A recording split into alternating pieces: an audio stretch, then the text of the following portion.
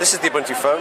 So when you switch it on, you get this welcome screen. One of the things that we've spent a lot of time focusing on with the Ubuntu phone is to make a very, very personal experience. We did a lot of user testing with people, and we found that they were frustrated that their content was locked up in their applications. You want to get your music, you go to a music application. You want to get your video, you go to a video application. And it gets even worse with communication channels, with social media, whatever else.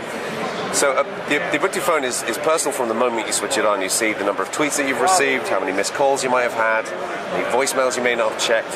And this rendering here is also very personal as well. This changes and evolves throughout the day as you use the phone. So it already feels personal when you switch it on. The goal that we had here was to produce a phone that doesn't use any hardware buttons. So you should just have a button on the right-hand side for unlocking the screen. So what we've done is we've hot-rodded each of the edges of the phone with functionality, so we don't have to use hardware buttons. So for example, if I slide from the left, here I can see these are my most commonly used applications that I might be using. We found that most people use 3 to 5 applications on a regular basis, so that provides quick access to them. So if I slide this out again, at the bottom here we've got the Ubuntu button. If I tap that, this takes me home. And the home screen is where we want to integrate content that people own as well as they can access into the phone itself. One of the things that we found was, as I mentioned earlier on, was people were frustrated that they had to juggle all of these applications to access their content. So here we can see frequently used apps, missed calls, film releases, and these film releases, as an example, these will be recommendations based upon your viewing interests. So if you watch a lot of comedy, it'll recommend a lot of comedy to you. Same thing with music. And for example, when you buy music, if you buy an album here, it syncs that music to your Ubuntu One personal cloud, which is synced across all of your Ubuntu devices. So if you buy an album on your phone, you start listening on your phone on the way home from work, you get home, you switch on your Ubuntu TV, and all of your content's already on your TV or your laptop or anywhere else. So we have all of these different content types summarized here, but then you can slide left and right, and you can delve into each content type specifically, like apps, frequently used apps, installed apps, apps that are available for download. We could use this search function up here, for example, to search for Angry Birds, and it will update this view and show any applications that match that search term that are installed or available to download. So if you don't have Angry Birds installed, you can just tap it in available to download, and it will kick off the download process. That means you can install apps without even having to go to an app store. We will ship an app store, but that's primarily going to be for browsing applications and ratings and reviews and that kind of stuff. So we have applications, we have videos. I'm going to slide back here. Home is obviously the summary. We've got people and music. These are the kind of content types that people really care about.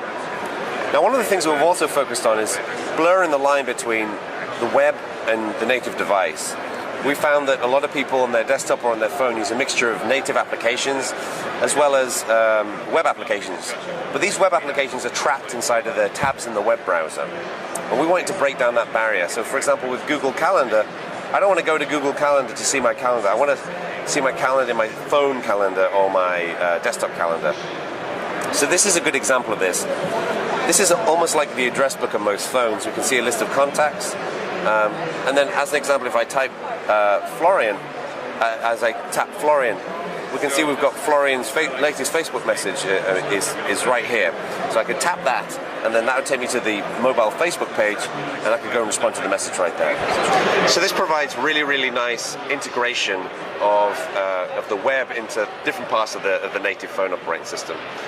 Now, obviously, we also want to support native apps as well. So if I come out here and I tap the gallery, I can see this is the gallery application. This provides a really clean view of all my pictures and videos.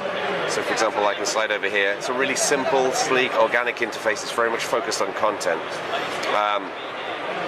So for example, if I load this picture, I talked about the left edge is for loading your frequently used applications. The bottom edge, this is where you can access functionality within that app. So for example here, I could share it or I could delete the picture. So for example, if I tap share, then I could share it on Facebook or Twitter or anywhere else.